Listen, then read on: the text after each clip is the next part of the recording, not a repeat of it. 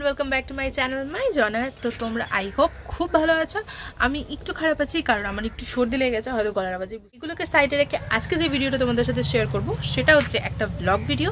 অবশ্যই সেটা blog video, আর সেটা অবভিয়াসলি মানে মেকআপ রিলেটেড। সিজনের আমার ফার্স্ট দুটো পার্টি মেকআপ, সাথে অনেকে হেয়ারও করবে। তো সেই গোটা জার্নিটা আমি তোমাদের সাথে শেয়ার করব, যে কিভাবে আমি যাচ্ছি, কি ব্যাকপ্যাক করছি, কিভাবে রেডি হচ্ছি, প্লাস ওখানে গিয়ে যে যা সাজাচ্ছি, কীরকম লাগছে, সব কিছু তোমাদের সাথে শেয়ার।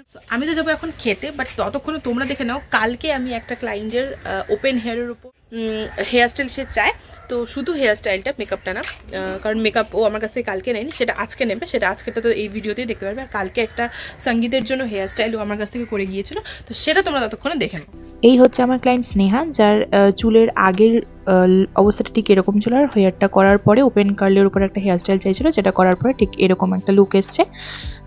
মেহেন্দির লুকের জন্য ওইটা করেছিল ওর দিদির বিয়ে। তো তোমরা প্লিজ কমেন্টে জানিও কেমন হয়েছে হেয়ার স্টাইলটা। আর ততক্ষণ আমি পুরো ব্যাকপ্যাক করে নিয়েছিলাম। এখানে মেকআপ, হেয়ারের জিনিস সব কিছু আমি পার্ট বাই পার্ট সব কিছু সাজিয়ে আমি একটা ট্রলির মধ্যে প্যাক করে নিয়েছিলাম। এদিকে আমি মা রেডি হয়ে নিয়েছি, কারণ মা আমার অল টাইম সব জায়গায় সাজাতে গেলে অ্যাসিস্ট্যান্ট হিসাবে যায়। তো এখানে সব কিছু আমি রেডি করে নিয়ে আমি হচ্ছে মাকে নিয়ে চলে গেলাম। আমার বাবা গেছিলো আমাদের দুজনকে আগাতে দিতে। তো চলো, আর এখানে আমরা বেরিয়ে গেছি, বাবা নিয়ে যাচ্ছে।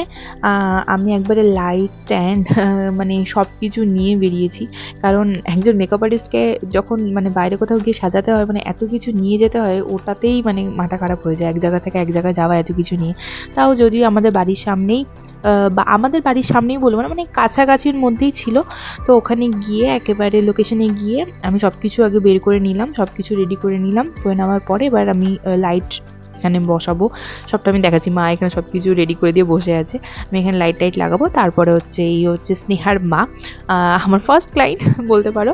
আন্টি একটা সফটের উপরে একটা লুক চেয়েছে। আন্টি এতটাই সুন্দর, আন্টিকে আমি কী লুক করবো আমি বুঝতে পারছিলাম না। তো যাই হোক, তারপরে একটা লাল শাড়ি পরবে বলেছিল, সেরকমের উপরে আমি একটুখানি গোল্ডেন একটু ব্রাউন দিয়ে লুকটা করার চেষ্টা করছি। তোমরা দেখো, স্টেপ বাই স্টেপ আমি দেখানোর চেষ্টা করেছি। ফার্স্টে আমি একদম স্কিনটাকে ভালো করে ক্লিন করে নিই, যেরকম আমি স্কিন প্রিপারেশন আগে করি সেরকমভাবে স্কিন প্রিপারেশন করে নিয়ে প্রাইমার ইউজ করে নিয়ে তারপরে আমি বেস করতে চলে গেছি।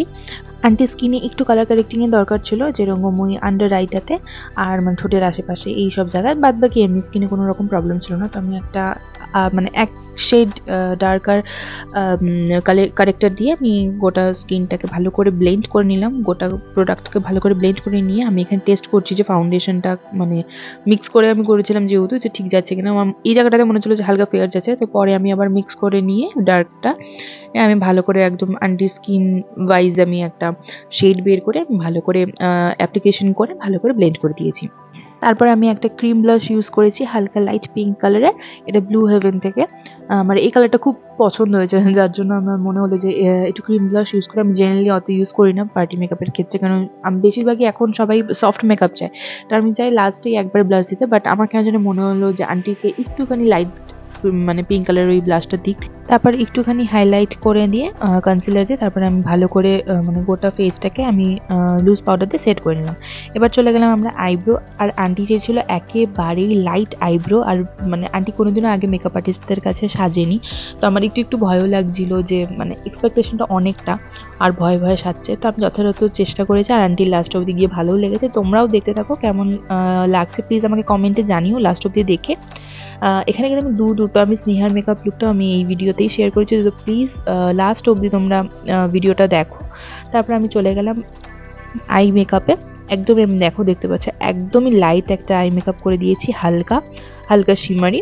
তারপরে আমি একবারে আইলাইনার পরিয়ে আর কাজল পরে, আর আমি ভেবেছিলাম যে টেনে দেবো চোখটা, একটু মানে টানা টানা টাইপের করবো, কিন্তু আন্টি যেহেতু বললো যে যেখানে চোখ শেষ সেখানেই শেষ করে দিতে লাইনার, তো আমি সেইভাবেই করে দিয়েছি, কারণ ফার্স্ট অফ অল ক্লায়েন্টদের ডিমান্ড ফার্স্টে। এরপর আমি হেয়ার করে দিয়েছি। হেয়ারে হচ্ছে আমার কাছে একটা মেসি বান আগের থেকে বলে রেখেছিলো যে আমাকে একটা মেসি বান করে দিতে। তো এই মেসি বান করে দেওয়ার পরে এই হচ্ছে আন্টির ফুল লুক। তোমরা কিন্তু প্লিজ কমেন্টে জানাও যে এই লুকটা তোমাদের কাছে কেমন লাগছে। তো এবার চলে যাবো স্নেহার লুকের কাছে। দেখো এগুলো সব জুমের শট, জুম করে নেওয়ার পরে এবার চলে গেলাম স্নেহার কাছে। স্নেহার ঠিক মেকআপের আগের মুহূর্তের ফেসটাই ঠিক এরকম লাগছিল। ওর চোখ নাক মুখ খুবই সুন্দর। এটা হচ্ছে ওর পরের লুক। আমি ওর লুকটা পুরোটা স্টেপ বাই স্টেপ দেখাতে পারলাম না, ওর হেয়ারটাও আমি দেখাচ্ছি পরে ফটোগুলো আমি অ্যাটাচ করে দেবো। আর বাদ বাকি যে হেয়ার করেছি, কারণ তখন এত তাড়াহুড়ো লেগে গেছে, আমি কোনো ভিডিও নিতে পারিনি। তো পরের ফটোগুলো আমি অ্যাটাচ করে দিচ্ছি, তোমরা প্লিজ দেখে নাও। আর আমি শিলিগুড়ির লোকেদের কথা বলছি, যদি তোমাদের ব্রাইডাল বুকিং করতে হয় বা যে কোনো ধরনের মেকআপের জন্য বুকিং করতে হয়, তাহলে স্ক্রিনে দেওয়া নাম্বারে আমাকে বুকিং করে নাও। রিজনেবলের মধ্যে সব কিছু তোমাদেরকে আমরা মন মতন করে দেবো। তো নেক্সট ভিডিওর জন্য ওয়েট করো, দেখা হচ্ছে পরের ভিডিওতে। টাটা।